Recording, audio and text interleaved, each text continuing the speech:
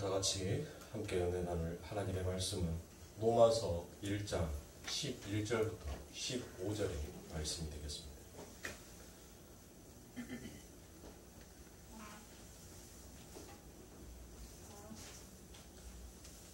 신약성경 239페이지가 되겠습니다.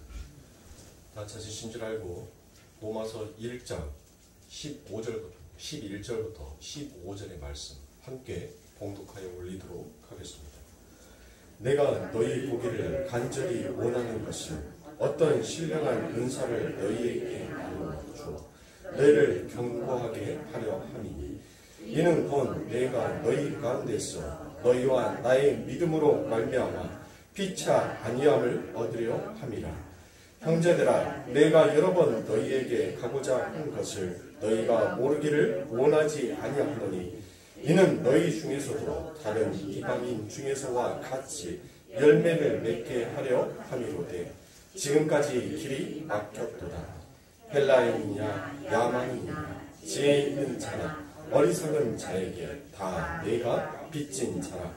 그러므로 나는 할 수 있는 대로 로마에 있는 너희에게도 복음 전하기를 원하노라. 아멘. 교회를 향한 바울의 사랑이다라는 말씀의 제목을 가지고 그 두 번째 시간을 갖도록 하겠습니다.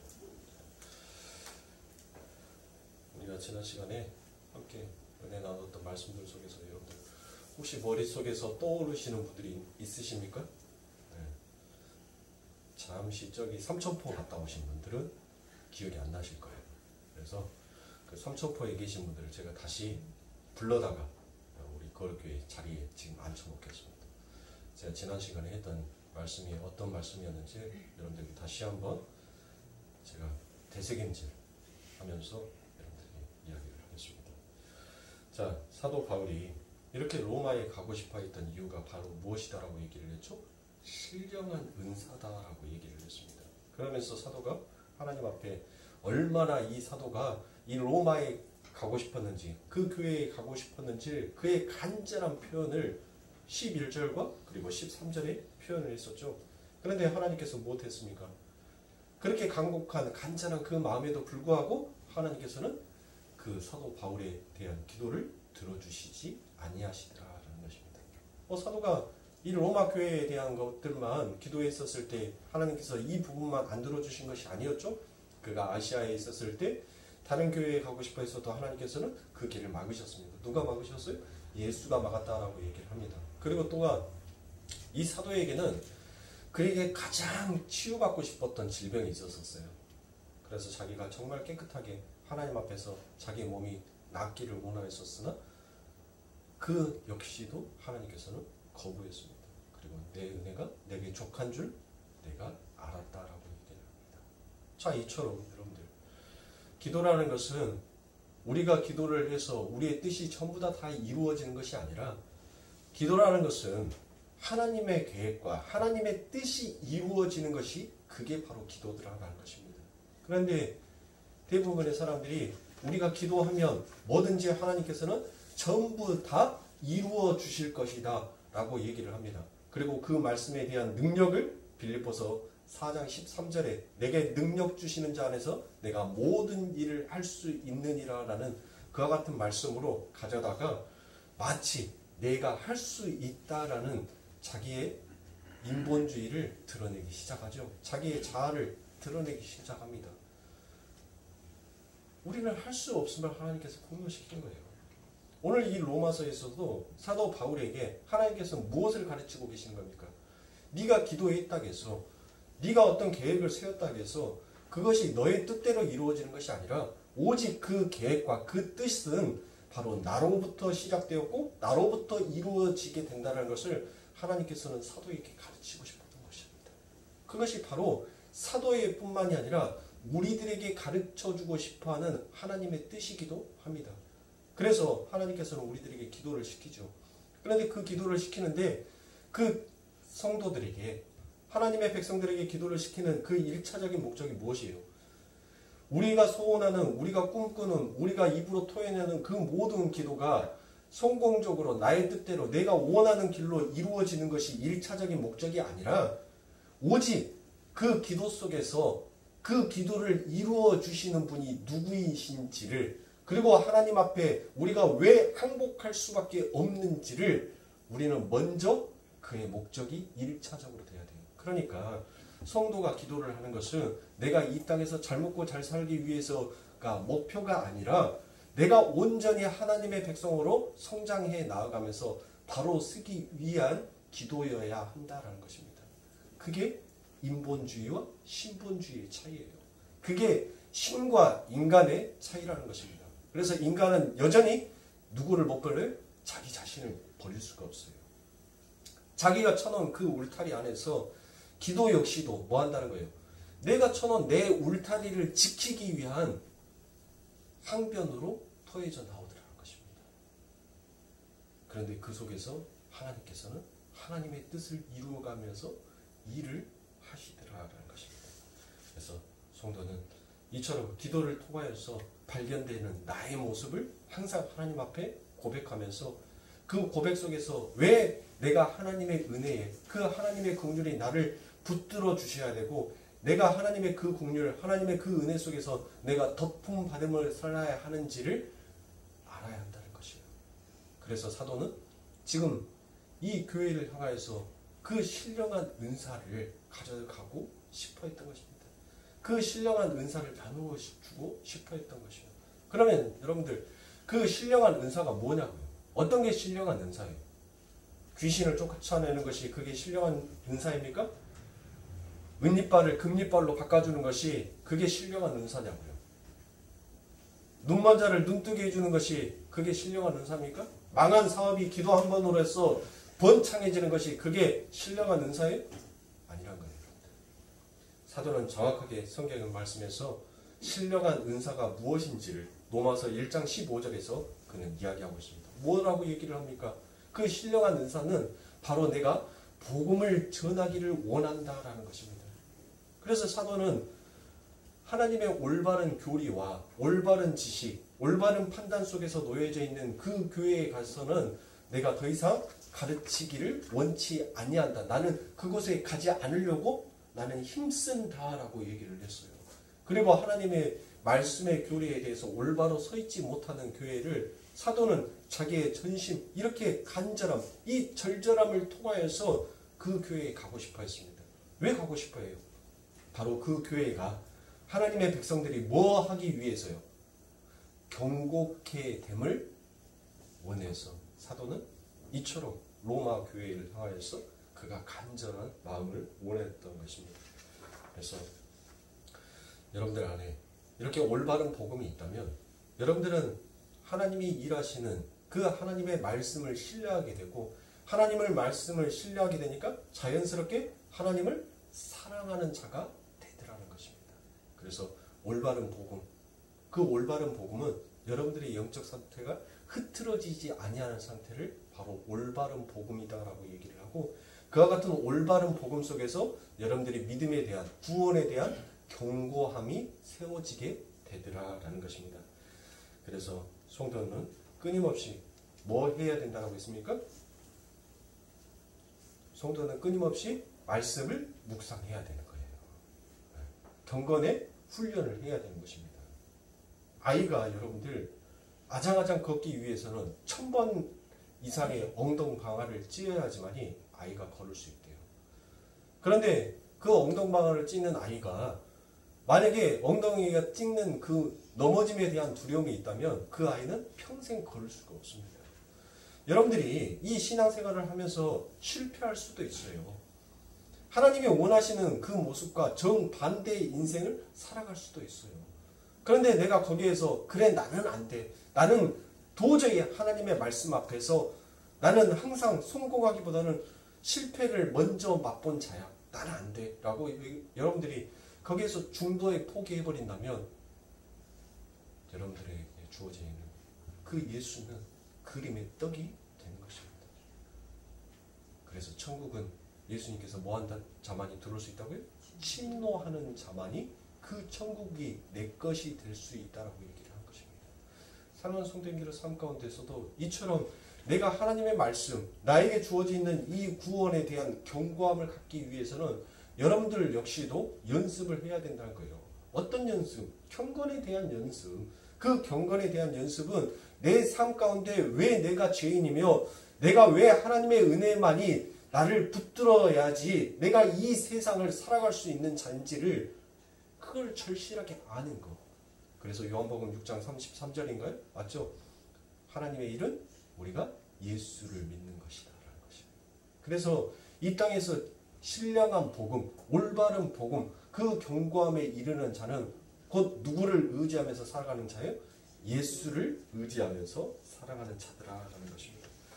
자, 그래서 이처럼 하나님의 말씀은 도저히 내려놓을 수 없는 나의 자아를 그 하나님의 말씀 안에는 살아 움직이는 파워가, 말씀의 파워가 있기 때문에 그 말씀만이 나에 대한 온전한 자각을 할 수 있게 하는 거예요. 내가 걸어가야 되는 그 처음의 자리를 발견하면서 그 자리로 가고자 싶어하는 소망이 생기게 되는 것입니다. 그래서 사랑하는 성도님들이 여러분들의 삶 가운데 있어서 그 말씀을 묵상해야 되는 것입니다. 그 외에 바로 성도가 이 땅에서 하는 일이에요. 그렇게 이 땅에서 성도가 하나님의 말씀을 묵상하고 자기의 처음의 자리를 알고 그리고 그 처음의 자리에서 내게 주어진 그 은혜가 무엇인지를 깨닫고 아는 자, 그 자가 예수를 믿는 자고 그 자가 하나님의 말씀 앞에서 뭐한 자예요? 성숙한 자고 그 성숙한 자가 하나님의 복음 안에서 견고한 자로 반석 위에 교회를 세우는 자로 세상에 어떤 모진 풍파가 오더라도 흔들리지 아니하는 자로 세워지게 되더라라는 것입니다. 그래서 오늘은 지난 시간에 이어서 이 성숙의 결과로 나타나는 견고함이 무엇인지에 대해서 함께 은혜를 나누도록 하겠습니다. 자, 사도행전 20장 29절부터 32절에 보면 내가 떠난 후에 흉악한 이리가 너희에게 들어와서 그 양떼를 아끼지 아니하며 또한 너희 중에서도 제자를 끌어 자기를 쫓게 하려고 어그러진 말을 하는 사람들이 일어날 줄을 내가 아노니 그러므로 너희가 일깨어 내가 3년이나 밤낮 쉬지 않고 눈물로 각 사람을 훈계하던 것을 기억하라. 지금 내가 너희를 주와 및 그 은혜의 말씀께 부탁하노니 그 말씀이 너희를 든든히 세우라. 경고케 하심을 입은 모든 자 가운데 기업이 있게 하시리라 라고 되어 있습니다. 자, 보십시오. 오직 하나님의 말씀이 우리를 뭐 할 수 있게 한다고요? 든든하게 견고하게 세울 수 있다라고 얘기를 하고 있습니다. 그리고 그 견고하게 세워진 자가 바로 에베소서 3장 17절부터 19절에 나와 있는 말씀처럼 믿음으로 말미암아 그리스도께서 너희 마음에 계시게 하옵시고 너희가 사랑 가운데서 뿌리가 박히고 터가 굳어져서 능히 모든 성도와 함께 지식에 넘치는 그리스도의 사랑을 알아 그 넓이와 길이와 높이와 깊이가 어떠함을 깨달아 하나님의 모든 충만하신 것으로 너희에게 충만하게 하시기를 구하노라 라고 되어 있습니다. 자, 보십시오. 이렇게 말씀 가운데 든든히 세워진 자는 무엇한다는 겁니까? 그리스도의 그 십자가의 사랑, 즉 복음을 알게 되면 그 사랑에 뭐를 안다고요? 넓이와 길이와 높이와 깊이를 알고 깨닫게 된다는 것입니다. 그한 자가 뭐 한다고요? 그 뿌리가 박히고 터가 굳어진 자, 견고케 된 자다라고 합니다. 이게 견고함이에요. 그러니까 올바른 자신의 처음의 자리 인식과 인간의 무력함과 무능함 그리고 집착하던 세상 것들에 대한 포기와 절연, 교묘하고 은폐시켜 두었던 자아의 폭로들이 아주 솔직하게 표현이 되어 있는 것을 우리가 볼 수 있습니다. 그게 바로 성숙이며 변화인 것입니다. 그러니까 즉 이 말인 거예요. 우리는 구원을 받았음에도 불구하고 여전히 우리들은 이기적이고 집착하며 중독 속에서 나의 존재 속에서 살아가고 빠져 있지만 구원을 받은 순간 우리들이 가지고 있는 이 세계관과 가치관 그리고 우리들의 방향성이 우리는 눈에는 보이지는 않지만 그 방향성이 조금씩 변화가 일어나더라는 것입니다. 그러니까 내 삶 가운데 있어서 누구를 찾게 되더라는 거예요? 전혀 그 전까지만 해도 나에게 어떤 어려움과 어떤 힘듦이 닥치면 나를 지키고 나를 보호해 줄 수 있는 세상의 신을 향하여서 내가 손을 뻗었는데 이제는 세상의 사람들에게 손을 뻗기 전에 누구를 찾더라는 것이에요? 예수를 내 입에서 부르더라는 것입니다. 하나님이여 나를 도와주세요. 하나님 나를 위로해 주세요 라고 자기의 입술에서 그처럼 그와 같은 고백이 터져 나오기 시작하더라는 것입니다. 자, 그래서 사랑하는 성도님들, 여전히 우리들의 인생과 삶 가운데 있어서 내가 내려놓지 못하는 이 집착과 중독 속에서 그리고 이기적인 마음 속에서 우리는 여전히 허우적되지만 내 안에서 일하고 계신 그 하나님의 말씀이 나의 모든 지향성과 방향성을 바꾸어 놓더라는 것입니다. 어떻게요? 어떻게 바뀌어요? 우리 하나님의 말씀은 살아서 움직이는 말씀이시고 그 살아서 움직이는 하나님의 말씀은 우리의 골수와 관절을 전부 다 쪼개시고 그 쪼갠 것에서 우리의 제약된 것, 더러운 것을 모두 다 제하여 버리시고 오직 하나님께서 원하시는 자로 우리를 세워놓더라라는 것입니다. 그리고 그렇게 세워진 자들이 하나님에 의해서 성숙과 변화의 단계를 걸치게 되고 그 성숙과 변화의 단계 속에서 견고함을 누리게 되더라라는 것입니다. 거기에서 예수 그리스도의 은혜와 사랑만이 오롯하게 드러나게 되는 것이고 거기에서 자기 부인된 자 안에서 예수의 은혜만을 의지하고 사는 것이 바로 경고케 됨이라는 것입니다. 그런데 사도가 간절한 영혼을 어떻게 하나님께 구하고 있는지 오늘 본문 로마서 1장 10절의 말씀에서 기록하여 놓고 있습니다.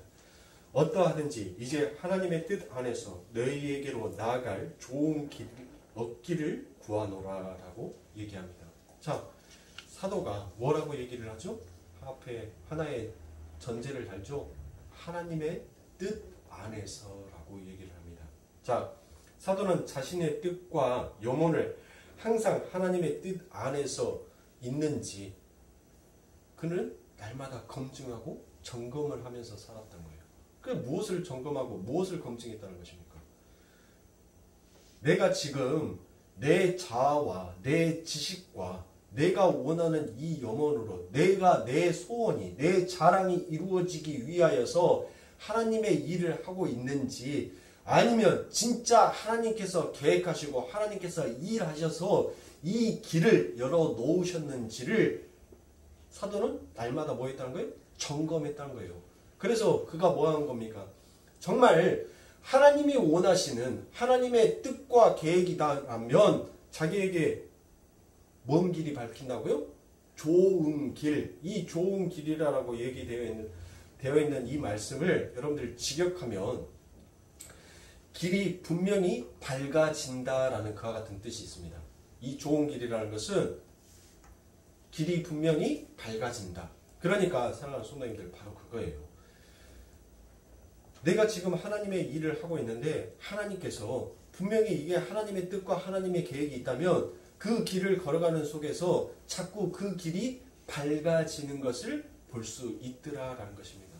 그래서 사도는 이처럼 자기의 인생의 모든 삶을 누구에게 올인했어요? 하나님에게, 예수에게 전부 다 자기의 인생 전부를 다 맡긴 거예요.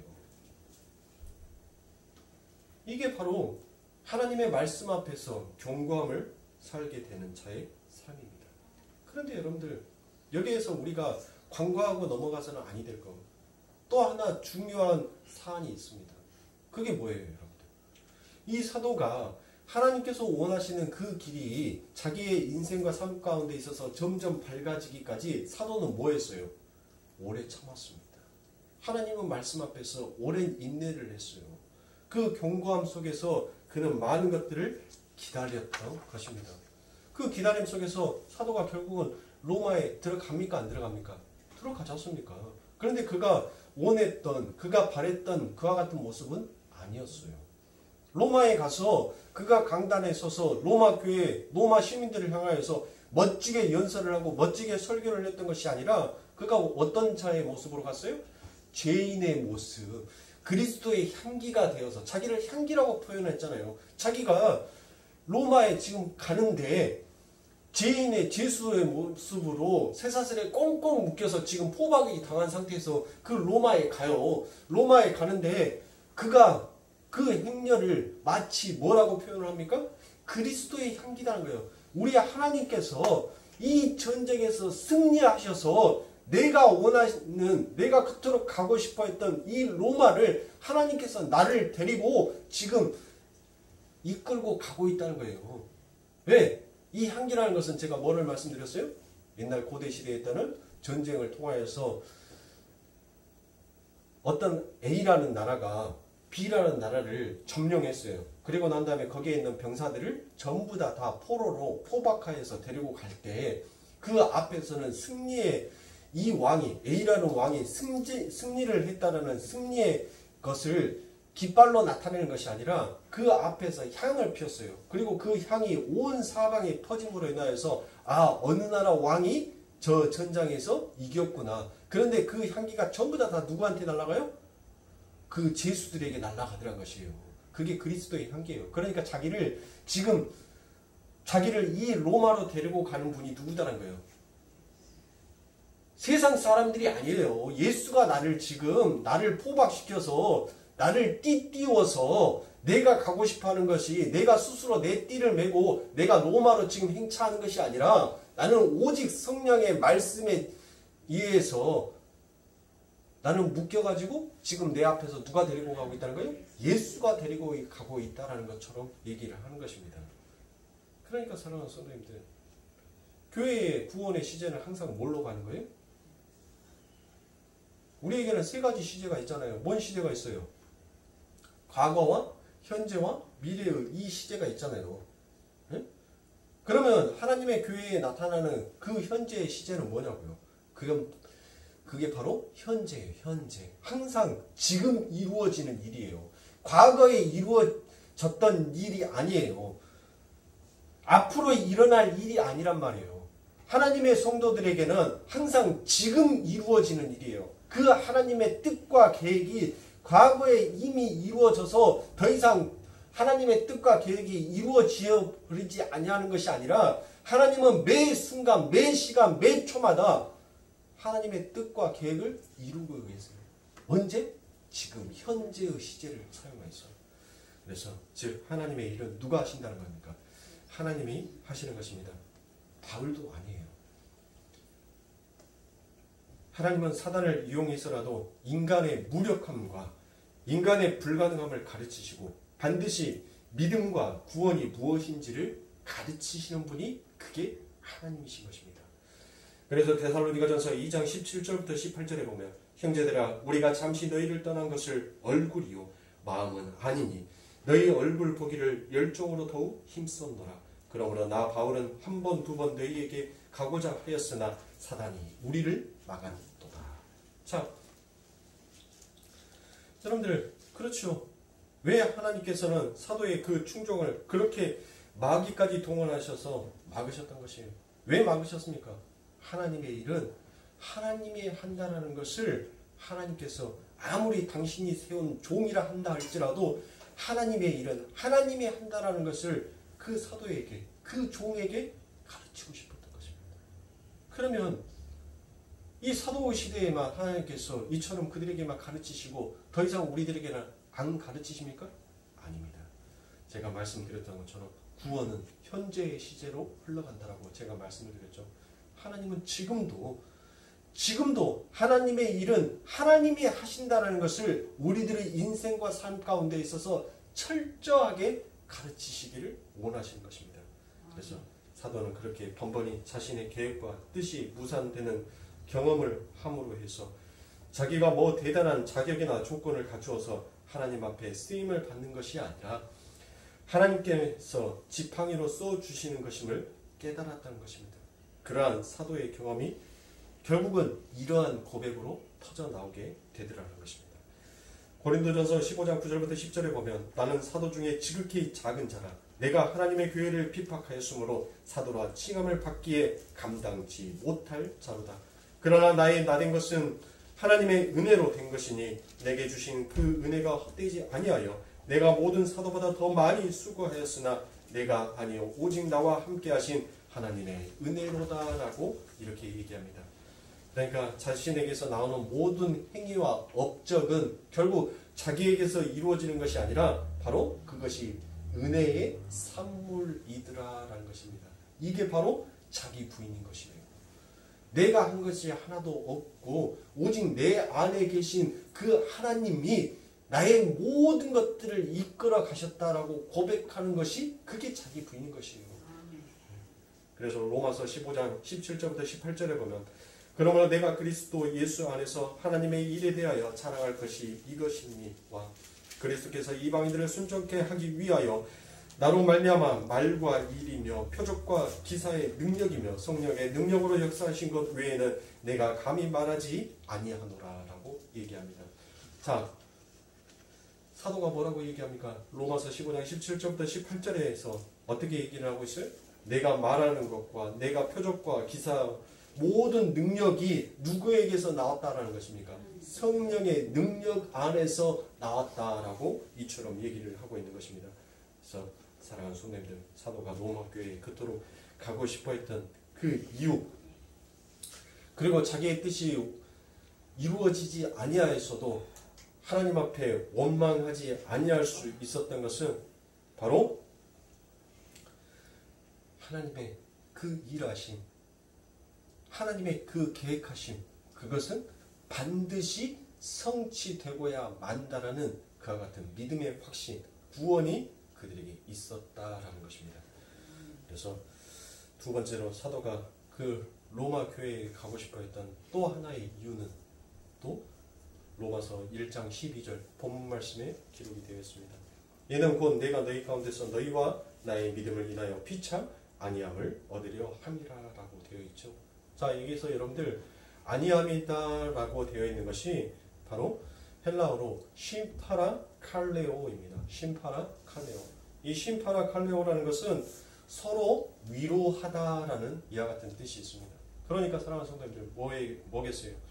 지금 사도가 이 견고함, 신령한 은사를 가지고 하나님의 세워지는 그 교회를 가서 그들에게 믿음의 확신을 세워주기 위하여서 구원의 확신을 이루어주기 위하여서 그들이 가고 싶어 했어요.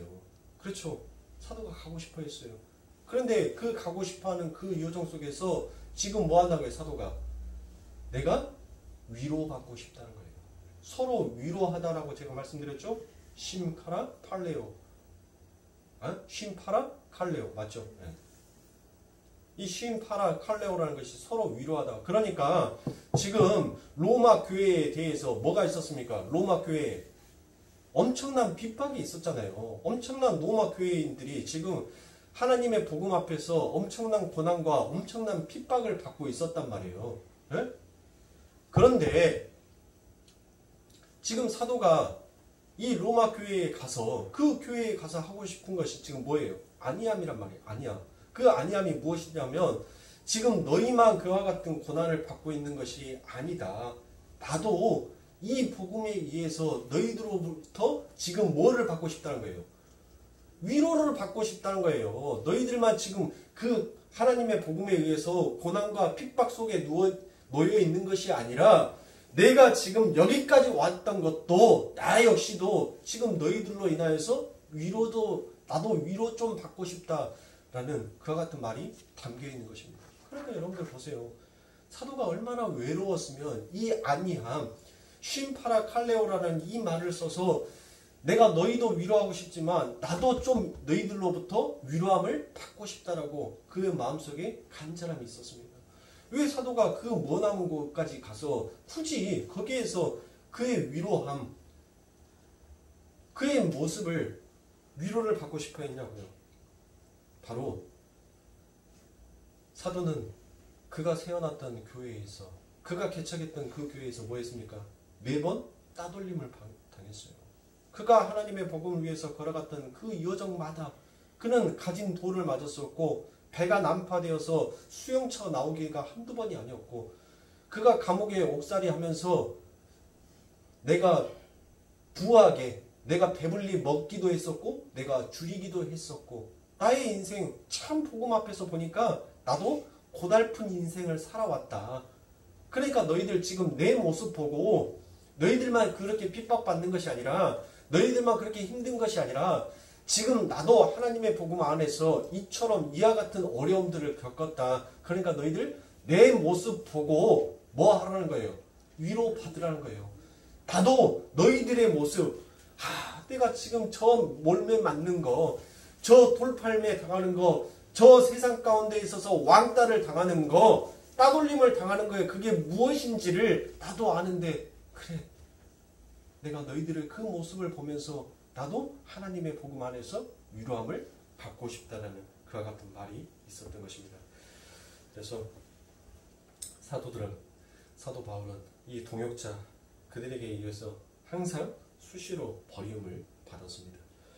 디모데후서 1장 15절에 보면 아시아에 있는 모든 사람이 나를 버린 이 일을 내가 아나니 그 중에 부길로와 허모게네가 있느니라 라고 얘기합니다. 디모데후서 4장 10절부터 11절 그리고 16절에 보면 데마는 이 세상을 사랑하여 나를 버리고 데살로니가로 갔고 그레스게는 갈라디아로 디도는 달마디아로 갔고 누가만 나와 함께 있느니라.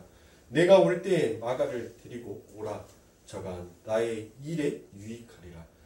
내가 처음 변명할 때 나와 함께 한 자가 하나도 없고 다 나를 버렸으나 저희에게 허물을 돌리지 않기를 원하노라 라고 얘기합니다.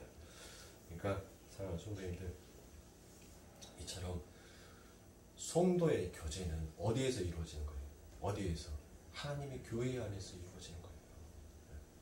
하나님의 교회 안에서, 하나님의 말씀 안에서 이루어지는 거예요. 그러니까 여러분들 세상의 것에 의해서 따돌림을 당하고 뭘 한다 하더라도 진짜 여러분들이 만약에 목회자가 여러분들에게 목회자의 어떤 지갑을 채우기 위해서 어떤 욕망과 욕정을 채우기 위해서 여러분들에게 요구를 한다면 목사에게 얘기해야죠. 야, 너 왜 싹군 목사질하니? 라고 얘기해야죠. 너 그렇게 장사할 데가 없어서 교회에 와서 장사하니? 라고 얘기를 해야죠. 그러나 목회자가 적어도 말씀 가운데 여러분들 바로 쓰라라고 한다면 청정해서 좀 들으시라고요. 네? 이 땅에 예수가 없어요. 왜 근데 전부 다 예수가 되어서 살라고 하냐고요. 마귀 이길 수 있어요? 하나님의 말씀 앞에서 하나님의 말씀을 사모하는 가운데서 경고해지라라고 얘기를 하면 다 자기 마음대로 자기 뜻대로 다 행하고 난 다음에 두드러 맞고 어퍼컷 당하고 펀치 당해서 기진맥진 해가지고 나 도와주세요 라고 하는데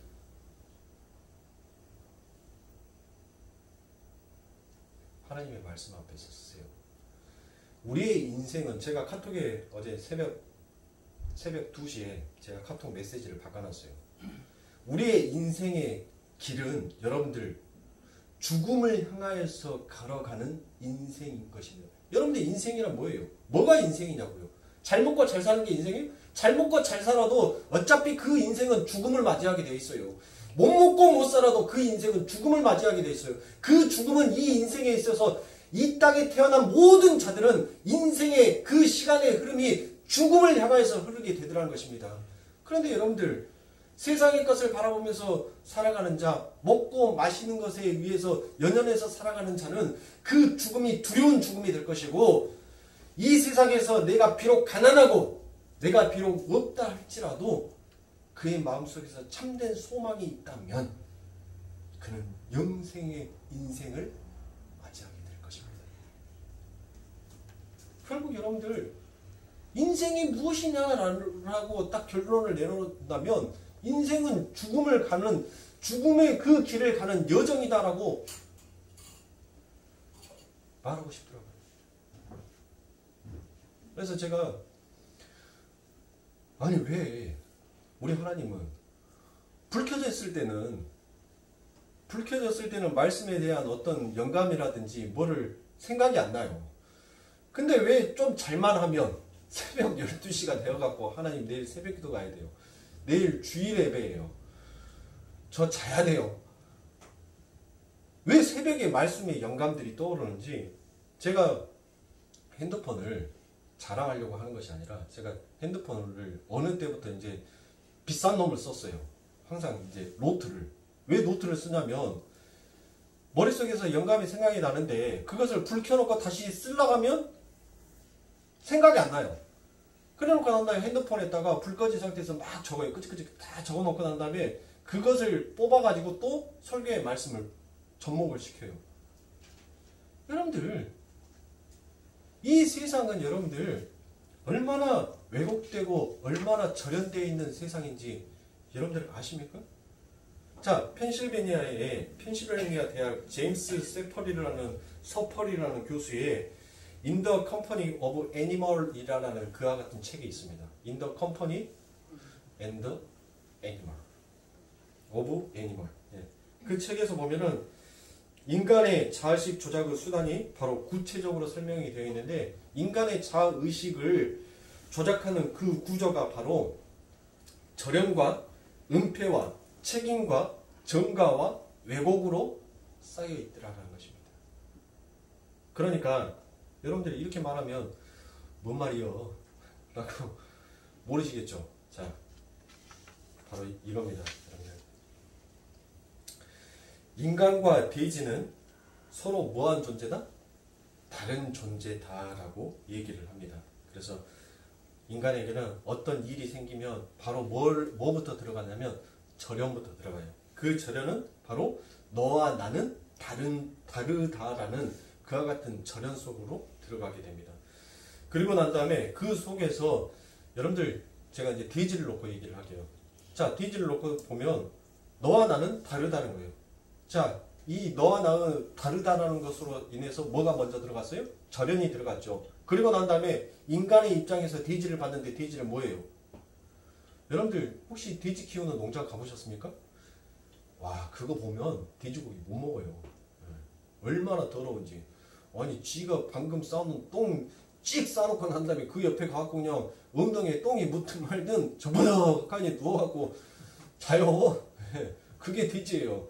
제가 우리 정숙경 원사님이 닭을 2마리를 주셔가지고 신상이 때문에 그 닭을 키웠는데 머리털이 뽑아지는 줄 알았어요. 닭털이 뽑아지는 것이 아니라 제 머리털이 뽑아지는 줄 알았어요. 아니 이놈의 닭들이 하도 냄새가 나니까 뜨신물 받아다가 좀 미지근한 물 받아다가 식혀놨어요. 똥꼬부터 시작해갖고 날개 털까지 그냥 빡빡 문대가지고 냄새가 맡아도 냄새 안 나 라고 할 정도로 닭들이 우리 집에 와서 순환을 많이 당했죠. 그렇게 해가지고 식혀놨어요. 식혀놓고 난 다음에 신문지를 전부 다 깨끗하게 신문지 딱 깔아놓고 닭 모이통, 물통 거기다 전부 다 손으로 씻어가지고 그걸 딱 줬어요. 아, 10분도 안 가요. 연설할 놈이 왜 신문지 깔아놓으면 거기다 똥 싸면 되잖아요. 왜 집 밥그릇에다 가고 똥 싸놓고 난 다음에 아니 물에 똥이 덩덩덩덩덩 떠다니는데 그거 가지고 물 먹고 있어요. 물 먹고 하늘 보고 있어요. 물 먹고 하늘 보고. 그래서 하도 꼴보기 싫어갖고 물 먹고 하늘 보기를 팍 때려버렸어요. 제가. 아니 씻겨놓고 난 다음에 하루나 지나고 난 다음에 좀 그렇게 더럽히든지 네 똥 옆에 있는데 똥 옆에 둥둥 떠다니는데 그 물 먹고 하늘 보고 있냐 하고 나를 딱 쳐다보길래 그 모습이 얼마나 야구르고 밉든지 때려버렸다니까요. 그 이만한 뿅아리를 탁 때리니까는 요것이 삐약삐약삐약 하면서 탁 옆으로 찍고 그냥 쭈그려가지고 이렇게 덜덜 떨면서 이렇게 가만히 있더라고요. 자, 보십시오. 이렇게 동물과 사람은 너는 더러운 존재다라는 것이 그게 왜곡이에요. 왜곡. 그러면 여러분들 그 왜곡 속에서 이제 무엇으로 들어가게 되냐면 조류독감이 오고 우리 돼지 구제역이 오잖아요. 그렇죠. 나는 뭐 했다는 거예요. 야, 나는 너 항상 깨끗하게 키우기 위해서 너 병 안 걸리기 위해서 너 일주일에 한 번씩 목욕시켰고 네 밥그릇 물그릇 나는 날마다 손 소독시켰는데 병 걸린 것은 네가 더러워서 병 걸린 거야 하고 뭐가 가는 거예요? 책임 전가가 거기에 가더라는 것입니다. 그리고 난 다음에 이제 뭐가 남았어요? 여러분들 은폐가 남았죠? 여러분들 돼지고기 여러분들 좋아하더라도 삼겹살 좋아하더라도 돼지가 똥 묻혀 있고 그렇게 돼지 털 다 무덕무덕 더 있는 데에서 여러분들 그 삼겹살 먹으라면 먹을 수 있겠어요? 못 먹죠. 그러니까 돼지를 뭐예요? 깨끗하게 목욕을 시키고 털을 깨끗하게 깎아서 그 안에 담겨져 있는 속살을 이쁜 포장지에 딱 담아가지고 포장을 시켜요. 그래서 뭘로 둔갑하는 거예요? 돼지는 깨끗하다로 은폐를 하는 거예요. 은폐. 그러니까 이와 같은 이 모든 과정들이 인간 안에는 전부 다 담겨져 있더라는 것입니다. 이게 동물에게만 담겨져 있는 것이 아니라 인간과 인간의 관계 속에서도 이와 같은 관계가 맺혀져 있더라는 것입니다. 여러분들 인간이 얼마나 절연적이고 얼마나 왜곡적이며 얼마나 책임 전가를 하면서 살아가는지 여러분들 보십시오. 한쪽의 나라에서는 여러분들 지금 당장 먹을 것이 없어서 애기들이 그 흙을 주워서 먹으면서 과자다라고 생각을 하면서 그 마른 땅에서 흙을 주워서 먹어요. 그런데 한쪽에서는 어떻습니까? 오늘 점심 때 뭐 먹을까? 그리고 난 다음에 그 음식 깨끗하게 먹는 것도 아니에요. 절반은 또 버려요. 이게 바로 인간과 인간 사이에 갖고 있는 왜곡과 절연과 책임 전가와 은폐와 왜곡 아니겠습니까? 보시라고요. 한쪽에서는 기하급수적으로 굶어 죽어가고 있는데 한쪽에서는 이 음식물 쓰레기를 제발 좀 어떻게 처리했으면 좋겠까? 어떻게 부족하게 어떻게 적게 나오면 좋겠을까 하고 이제는 음식물을 버릴 때 돈 주고 버리는 시대가 되어버렸다니까요. 언제부터 우리나라가 음식물 쓰레기 돈 주고 버렸습니까? 우리나라도 아프리카 못지않게끔 저희 어머니한테 배웠던 것처럼 띠뿌리 캐먹고 살았지 않습니까? 띠뿌리 먹을 것이 없어서 네? 6.25 끝나고 난 다음에 띠뿌리 캐먹고 살았잖아요.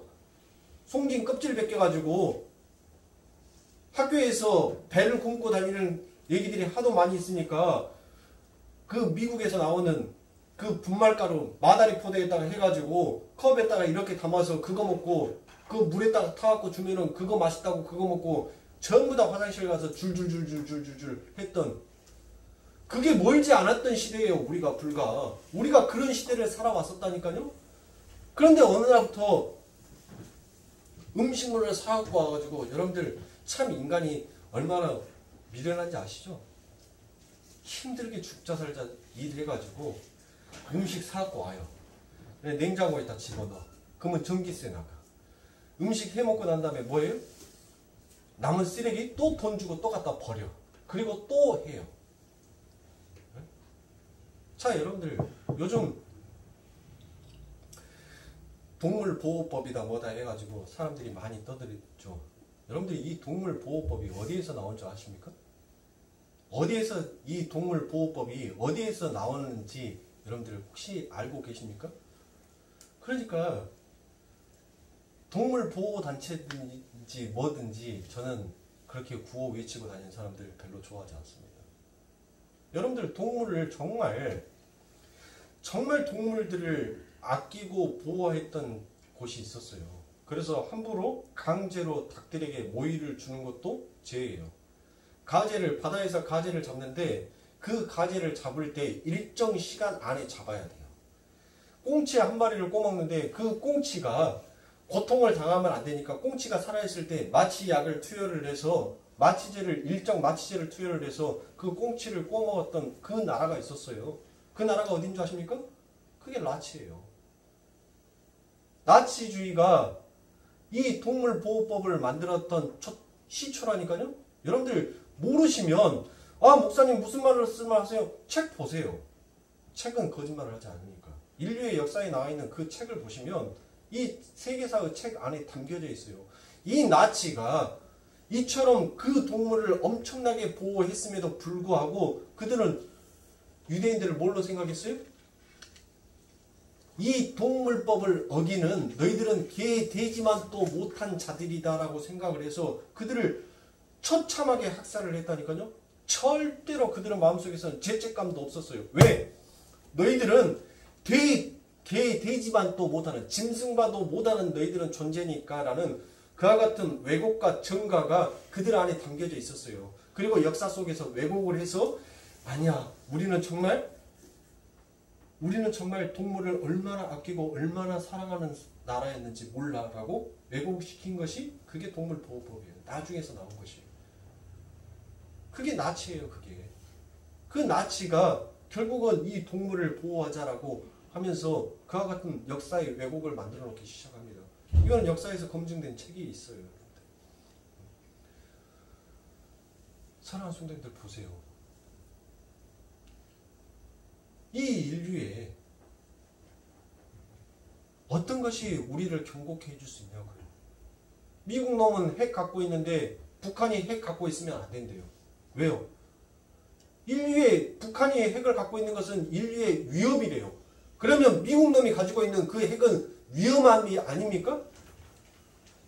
도대체 이 세상 가운데서 어떤 것이 여러분들 흔들리지 않냐고 경고함이라고 말할 수 있습니까? 어떤 것이 세상 만장일치로 이것이 참 진리다라고 얘기할 수 있는 것이 있냐고요. 이 세상에 없다는 것이에요.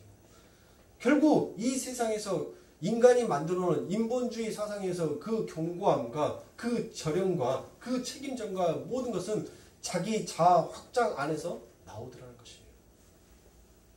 그래서 사랑하는 성도님들, 우리들의 삶을, 우리가 이 인생을 살아갈 때 여러분들, 우리의 인생은 아래 것, 땅을 쳐다봐야 돼요. 아래 것을 쳐다봐야지만이 그 아래 것 속에서 뭐가 나오는 거예요? 만족함과 겸손함이 나올 수 있어요.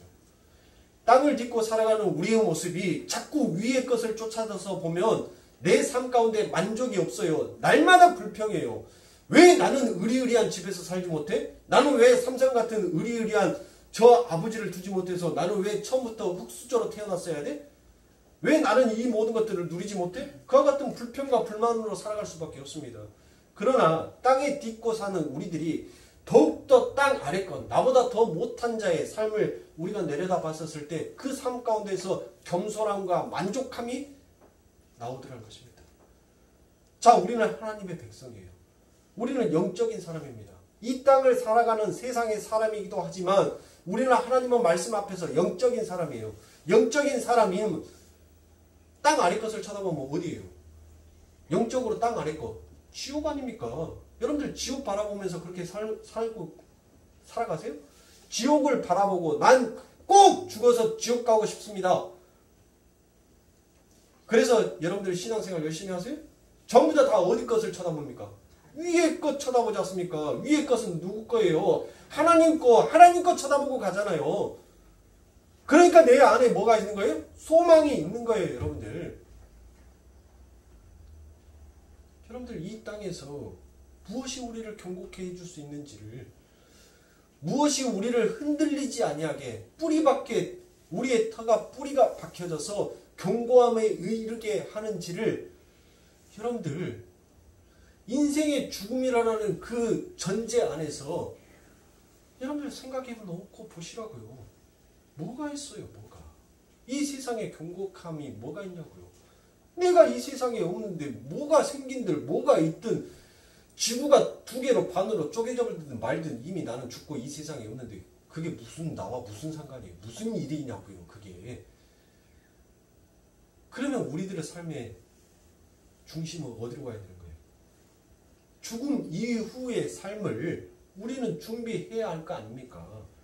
그래서 우리는 신앙생활을 하는 거잖아요. 그래서 우리는 날마다 그 하늘을 소망하는 자로 살아가는 거 아닙니까? 사랑하는 성도님들, 하나님께서 우리를 이 땅에 내려 보내시는 것은 무엇 때문에 내려 보내신 거예요? 오직 그 하나님의 은혜, 그 하나님의 긍휼, 그 하나님의 사랑이 얼마나 넓고도 길고도 높고도 깊은지를 깨닫게 알아가기 위해서 하나님께서는 우리를 이 세상 가운데 넣어놓으신 것이고 그 속에서 처절하게 이루어지지 아니하는 나의 뜻을 보면서 하나님 여전히 나는 죽음 앞에서 이른다 할지라도 하나님 나는 내 자신을 내려놓을 수 없는 이렇게 나약한 존재이군요 라는 것을 깨달았었을 때 그때 그 하나님의 은혜가 얼마나 값진지를 알아가게 되는 것입니다. 사랑하는 성도님들, 여러분들에게 주어지는 이 일주일의 또 시간의 시작, 여러분들 그 시간이 여러분들의 삶, 여러분들의 인생에 있어서 마지막 시간이 될 수도 있습니다. 다시 오지 아니할 시간들이 될 수 있어요. 그 시간들을 여러분들 어떻게 준비하실 거냐고요. 여러분들을 죽음 앞에서 그렇게 두렵고 떨림으로 눈물을 흘리시면서 그렇게 가실 겁니까? 아니면 여러분들 마음속에서 그 죽음 앞에서 하나님 이제 하나님 아버지 만날 수 있겠군요. 이제 하나님 그 두 손 잡고 더 이상 근심과 걱정이 없는 그 아버지와 하나님의 나라에 입성하게 되었군요 라고 여러분들 그 죽음 앞에서 드디어 그토록 오랜 세월 동안 소망했던 그 기다림에 기뻐하시면서 여러분들 그 죽음을 맞이하시겠습니까? 반드시 그 죽음 끝에는 여러분들 심판이 있다는 것을 잊지 마십시오. 그래서 사도는 죄의 싹은 사망이다라고 분명히 못 박아놨습니다. 그래서 사도는 그 죄의 싹이 사망이라는 것을 알기에 그의 삶을 더욱더 하나님 앞에 견고한 자, 올바른 교리와 올바른 복음 안에서 하나님의 일을 하기를 간절히 원하면서도 날마다 자기의 계획과 자기의 뜻, 자기의 가치관, 자기의 세계관, 자기의 인생관이 나올 때마다 하나님, 나는 하나님 앞에 죄인의 개수가 맞군요 라고 자기의 자신을 그토록 질책하면서 그런 하나님의 그 길을 갔던 자였던 것입니다. 사랑하는 성도님들, 우리의 삶이, 우리의 인생이 바로 이와 같은 인생, 바로 이와 같은 삶이 되어야 되지 않겠습니까? 그 자가 바로 하나님의 백성이다라고 말할 수 있는 것이고 그 자가 정말 하나님을 소망하는 자, 그리고 예수 그리스도의 그 일을 믿는 자다라고 얘기하지 않겠습니까? 우리 거룩교회 성도님들 전부 다 이와 같은 아름다운 마음속에서 하나님 앞에 그 마지막 날에 칭찬받을 수 있는 그 같은 하늘의 백성이 되시길 주님의 이름으로 축원합니다. 기도하겠습니다.